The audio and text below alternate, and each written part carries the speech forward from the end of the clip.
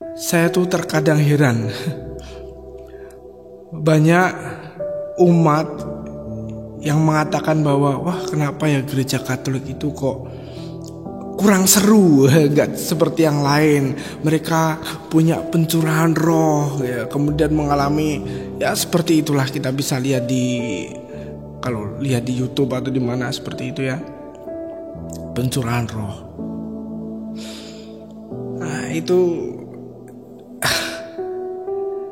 karena itu yang mereka bisa lakukan, saudara-saudaraku. Kalau nggak ada itu, nggak ada yang datang. Mereka jual karena banyak yang mau beli.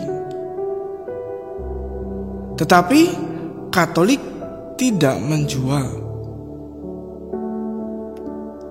Apa jualan Ekaristi? Gereja Katolik tidak menjual Ekaristi. Enak saja menjual. Gereja Katolik adalah kumpulan orang-orang yang percaya pada Tuhan Yesus yang punya komitmen. Kita menjadi Katolik karena kita punya komitmen, bukan karena kita pingin beli sesuatu. Istilahnya begitu, pingin beli sesuatu, sehingga gereja Katolik menyediakan seperti itu. Ekaristi itu bukan seperti itu. Gak jualan. Gereja Katolik gak jualan Ekaristi. Justru di dalam Ekaristi kita berkomitmen untuk hidup seturut semangat Ekaristi itu tersebut. Hidup Tuhan Yesus seperti apa? Kita punya komitmen ke sana. Ya.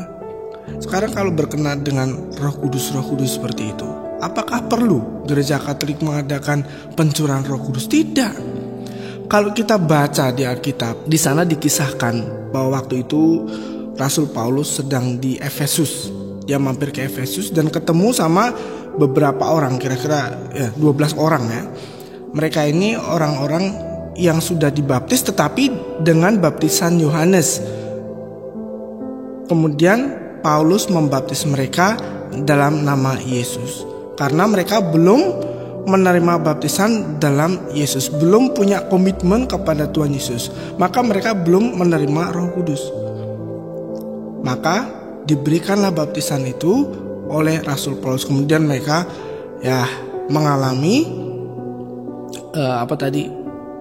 berbahasa roh, ya, bisa berbahasa roh. Yaitu adalah anugerah karunia, Tuhan sendiri yang memberikan. Apakah semua orang yang dibaptis oleh Paulus berbahasa roh? Enggak kan? Jadi itu tidak bisa dikatakan sebagai ukuran bahwa orang telah dibaptis roh. Enggak.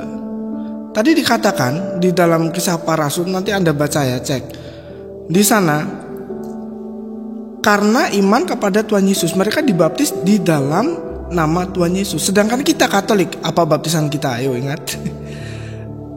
Romonya ketika membaptis mengatakan, aku membaptis engkau dalam nama Bapa, Putra, dan Roh Kudus. Kompleto. Ayo. Jadi sudah ada Roh Kudus dalam hidup kita sejak kita dibaptis. Tinggal komitmen kita bagaimana. Itu yang menjadi tantangan kita, itu yang menjadi perjuangan kita. Maka gak benar seseorang Katolik pergi mencari-cari ke sana kemari supaya dibaptis roh. Itu gak benar ya. Jadi hentikan. Saya katakan hentikan. Tetapi kembalilah seutuhnya kepada semangat baptisan yang telah Anda terima. Berkomitmenlah. Kita lihat puncak kehidupan Kristiani adalah Ekaristi. Di sanalah kita menuju, dari sanalah kita bersumber gitu loh. Itu yang harus kita hidupi, saudara-saudaraku. Ini bukan jualan, tetapi komitmen kita gitu loh.